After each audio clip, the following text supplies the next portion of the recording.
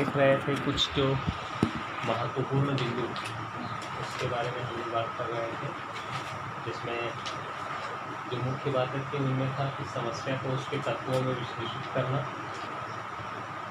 अध्ययन की सीमा का निश्चय, संबंधित साहित्य का सर्वेक्षण, सामग्री संकलन के स्रोत एवं विधियाँ, प्रत्यय तथा अन्य विशेष शब्दों की व्याख्या और मूलभूत धारणाएं। इसके अलावा कुछ बातें हैं जो आवश्यक हैं, कंडीशंस है कुछ, वो हैं ज्ञान में रिक्ति, विरोधी परिणाम और व्याख्या रहित तथ्य, है ना। अब आगे हम देखेंगे कि रिसर्च प्रॉब्लम्स का जो सिलेक्शन होगा, समस्या का चुनाव होगा, उसके लिए क्या क्या शर्तें हैं, conditions of the selection of problems, है ना। शोध समस्या के चुनाव की शर्तें। शोध समस्या का परिभाषीकरण करते समय यह बात स्पष्ट होता है कि शोध समस्या का चयन बिल्कुल सावधानी पूर्वक करना है। सावधानी से अगर हम सिलेक्शन नहीं करते हैं तो प्रॉब्लम्स क्रिएट होगा, ठीक से हमारा रिसर्च हो नहीं पाएगा। तो बहुत ही सावधानी से सिलेक्शन करना होगा। कहते हैं अनेक समस्याओं में से किसी भी एक समस्या का चयन करते समय कुछ मुख्य बातों पर ध्यान देना चाहिए। आखिर कौन सा प्रॉब्लम का हम सिलेक्शन करें, मेरा जो रिसर्च का टॉपिक होगा वो क्या होगा, इसके लिए क्या क्या बिंदु है। तो कुछ मुख्य बिंदु है जिस पर ध्यान कर देना होगा, जिसमें सबसे पहला पॉइंट है शोधकर्ता की रुचि, रिसर्चर्स इंटरेस्ट। आपकी रुचि किसमें है, इंटरेस्ट किसमें है आपको।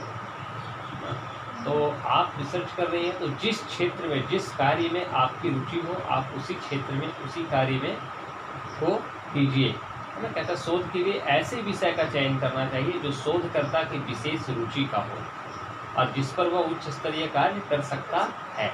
मेरे कहने पे आप ऐसा टॉपिक ले लो जो आपको बिल्कुल बोर करे, आपको अच्छा लगे ही नहीं, तो आप उस पर कभी अच्छे से काम नहीं कर सकती हैं। इसलिए जब भी टॉपिक चुनती हैं तो ये हमेशा ध्यान रखिए कि उसमें आपकी रुचि हो। नंबर 2, जो दूसरा टॉपिक है वो है शोधकर्ता की योग्यता, रिसर्चर्स एप्टीट्यूड। यानी समस्या की जो समस्या है वो आपका जो रिसर्च करने वाला है उसकी योग्यता के अनुरूप होनी चाहिए। आपकी क्या योग्यता है उसी के अनुरूप हम ले। आपसे काफ़ी हाई लेवल का रिसर्च का टॉपिक आपको दे दिया जाए जो आपकी योग्यता से बहुत ज़्यादा ऊपर का हो तो शायद वो आपसे संभव नहीं हो पाएगा, या जो सही जो निष्कर्ष आना चाहिए वो उचित नहीं हो पाएगा। इसलिए जो आपकी योग्यता है उसी योग्यता के अनुरूप आप अपनी समस्या, अपनी प्रॉब्लम्स का सिलेक्शन करें। तो पहला शोधकर्ता की रुचि, दूसरा शोधकर्ता की योग्यता, तीसरा है योग्य शोध निर्देशक की उपलब्धता, ability of the qualified research director. यानी हम अगर रिसर्च करने के लिए, मैंने किसी टॉपिक को चुना, उस पर मैं रिसर्च करूँगा तो हमारा कोई गाइड होगा ना जो हमको करवाएगा रिसर्च, तो वो योग्य होना चाहिए, उसको उस विषय की जानकारी होनी चाहिए, तभी तो वो हमें हमारा गाइड कर पाएगा और हमें सही रास्ता दिखा पाएगा। तो अगर यदि गाइड सही नहीं मिल पाएगा, निर्देशक जो निदेशक है वो अगर सही नहीं मिल पाएगा, डायरेक्टर सही नहीं मिल पाएगा, तो हम काम कैसे करेंगे। तो ये हमेशा ध्यान रखना है कि जो शोध निर्देशक है वो योग्य होना चाहिए, उसको हमारे विषय से लगाव होना चाहिए, हमारे विषय की जानकारी होनी चाहिए। शोधकर्ता की कठिनाइयों को दूर करने में सहायता करने के लिए योग्य शोध निर्देशक का होना आवश्यक है। चौथा, समय तथा श्रम का समुचित आकलन। ये हमेशा विचार कर लेना है रिसर्च से पहले, स्टार्ट करने से पहले ही, कि हमें इस पर कितना समय देना है या इसमें कितना समय लगेगा, और जितना समय लगेगा क्या मैं लगभग उतना समय दे पाऊँगा, हम उतना समय दे पाएंगे। तो और कितना मेहनत करना होगा उसके लिए, जितना मेहनत चाहिए क्या हम उतना मेहनत कर पाएंगे, या उस यानी हमें मालूम होना चाहिए कि इसमें कितना समय लगेगा और इसमें कितना मेहनत हमें करना पड़ेगा, हम कितना मेहनत कर सकते हैं। कहते समस्या ऐसी होनी चाहिए जिसका समाधान निर्धारित समय में किया जा सकता है। एक टाइम लिमिटेशंस अगर है तो जो समय हमें मिला है उस समय के अंदर इस प्रॉब्लम्स का समाधान कर लेना है, रिसर्च हमें कंप्लीट कर लेना है, तथा शोधकर्ता को आवश्यकता से अधिक परिश्रम भी नहीं करना पड़े। प्रॉब्लम्स हमेशा ऐसा होना चाहिए जिसमें हमें बहुत ज़्यादा मेहनत नहीं करना पड़े। जितनी मेहनत करने की हमारी क्षमता है हमें उतना ही मेहनत करना पड़े, ये ध्यान रखना है।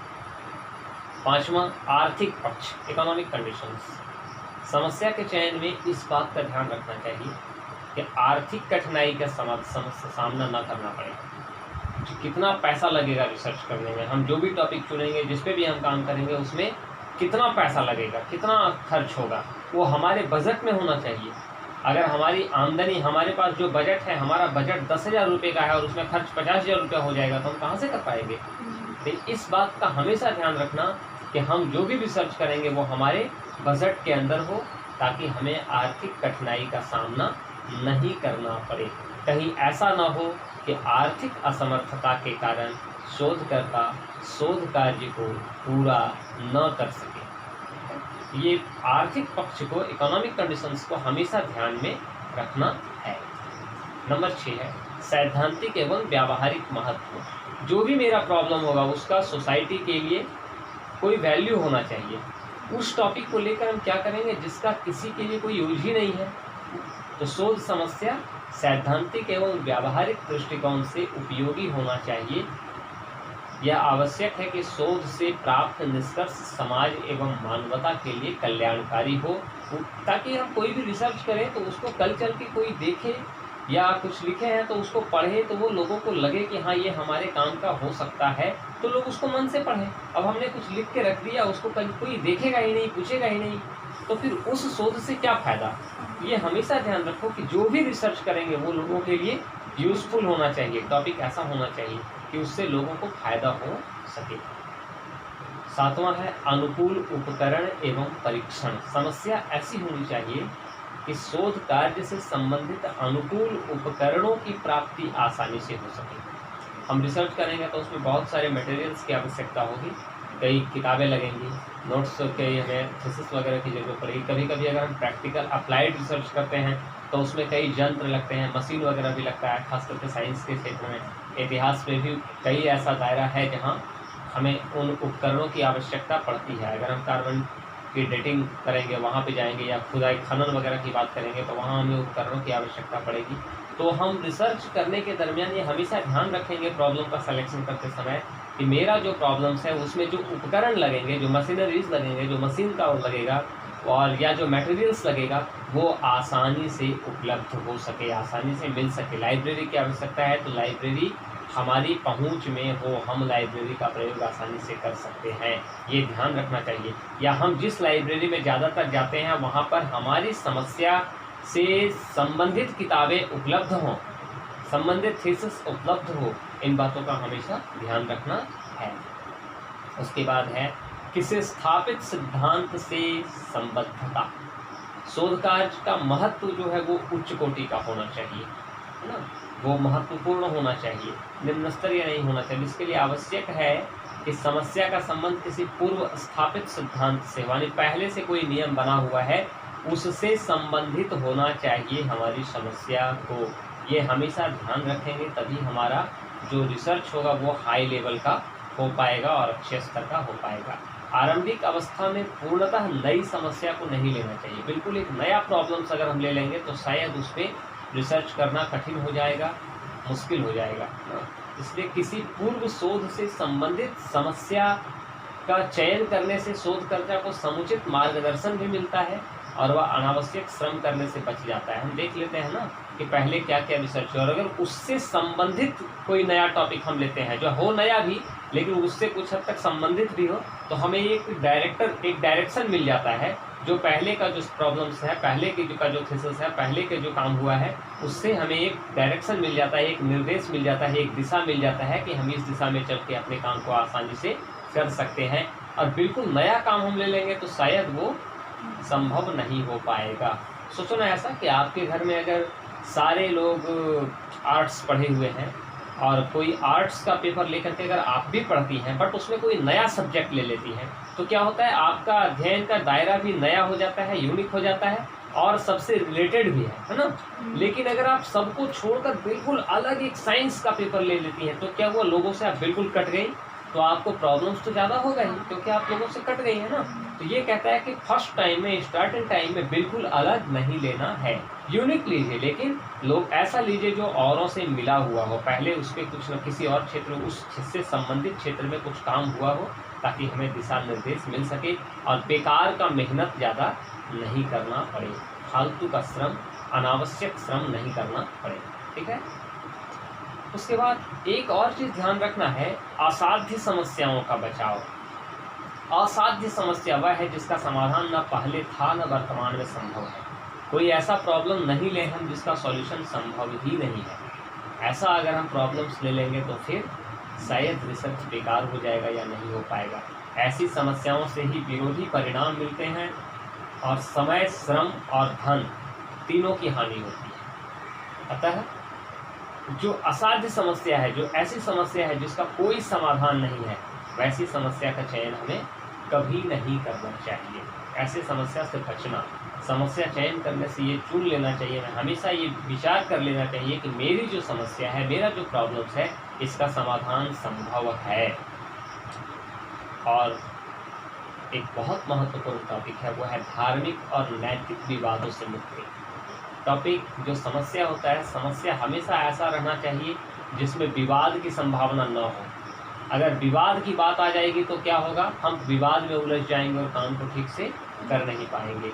तो सोच समस्या ऐसी होनी चाहिए जिससे किसी भी दूसरे समुदाय या किसी दूसरे धर्म के लोगों को कोई आघात ना पहुँचे, है ना।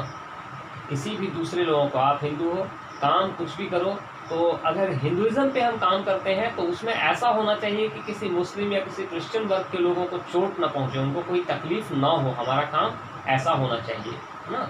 ये हमेशा ध्यान रखना है। पुनः समस्या को किसी भी प्रकार के पूर्वाग्रह से मुक्त होना चाहिए। हम रिसर्च अगर करेंगे तो पूर्वाग्रह नहीं लेना है। अगर मुगल काल पे काम करेंगे, बाबर पे, अकबर के पे काम करेंगे, तो कोई भी ना ये हम मान के चलेंगे कि बाबर अकबर बहुत बढ़िया था, और ना ही ये मानकर चलेंगे कि बाबर अकबर बहुत ही खराब था। दोनों ही बातें नहीं माननी है ना।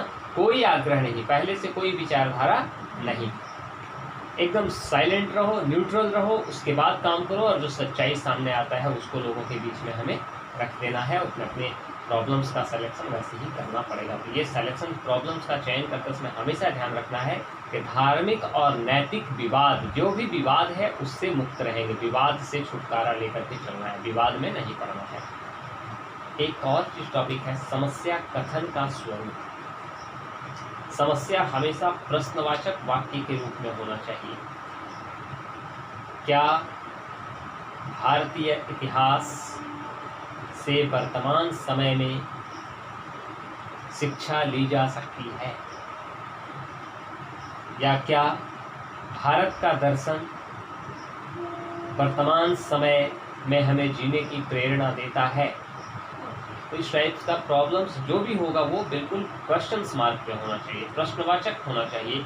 और जो भी प्रॉब्लम्स होगा वो उसका जो मीनिंग है, जो अर्थ है, वो पूर्णतः स्पष्ट होना चाहिए, क्लियर होना चाहिए। वो द्विअर्थी नहीं होना चाहिए, या उसका जो मीनिंग है उसमें कोई डाउट नहीं होना चाहिए। ऐसा नहीं होना चाहिए कि हम जो बोल रहे हैं उसका कोई अर्थ ही नहीं निकल रहा है, या अर्थ बिल्कुल अंधेरा में पड़ा हुआ है, समझ में नहीं आ रहा है कुछ भी क्लियर। ऐसा बिल्कुल नहीं होना चाहिए। समस्या ऐसा होना चाहिए जो प्रश्नवाचक हो और अर्थ पूर्णतः स्पष्ट हो, है ना। और जहाँ तक हो सके हमेशा कोशिश ये करना चाहिए कि द्विअर्थी शब्दों को न लें। एक शब्द का दो अर्थ भी होता है कभी कभी, ऐसा वर्ड बिल्कुल नहीं लेना है, क्योंकि हम कुछ एक वर्ड ले सोच करके लिख रहे हैं और पढ़ने वाला कल चल के या कोई जो थर्ड पार्टी रहेगा वो उसका दूसरा अर्थ लगा लेगा, तो हमारा जो रिसर्च का जो मूल लक्ष्य है वो भटक जाएगा, प्रॉब्लम्स का जो लक्ष्य है वो भटक जाएगा। इसलिए द्विअर्थी शब्दों के प्रयोग से बचना चाहिए। दूसरी बात, समस्या के कथन की लंबाई बहुत अधिक या बहुत कम नहीं होना चाहिए। हमारा जो प्रॉब्लम्स है वो इतना लंबा भी नहीं होना चाहिए कि लोगों को याद ही ना रहे, और इतना छोटा भी नहीं होना चाहिए कि उसका कोई मीनिंग ना हो, है ना। तो बहुत लंबा भी नहीं होना चाहिए और बहुत छोटा भी नहीं होना चाहिए। और अंतिम टॉपिक जो महत्वपूर्ण बात है वो ध्यान रखना है, चरों की स्पष्टता। वेरिएबल्स जो है बहुत क्लियर होना चाहिए।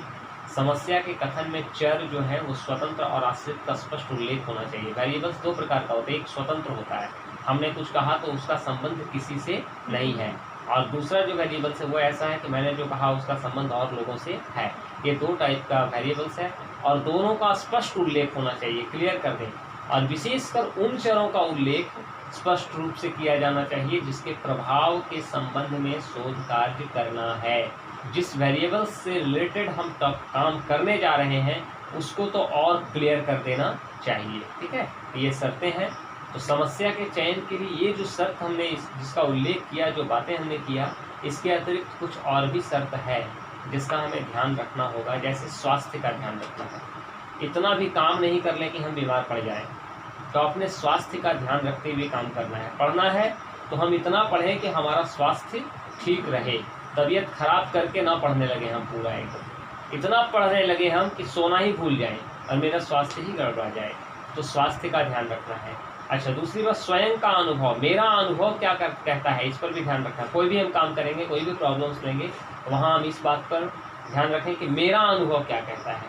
क्या हम जो प्रॉब्लम्स का सिलेक्शन किए हुए हैं, क्या ये बेटर है ना? अपने अनुभव को भी ध्यान में रखना चाहिए, है ना? तो इस तरह की जो बातें हैं, इन सारी शर्तों को अगर हम पूरा करते हैं तो फिर उससे संबंधित विषय पर जो प्रॉब्लम्स आया मेरे सामने, उस पर शोध कार्य किया जा सकता है, उस पर रिसर्च किया जा सकता है।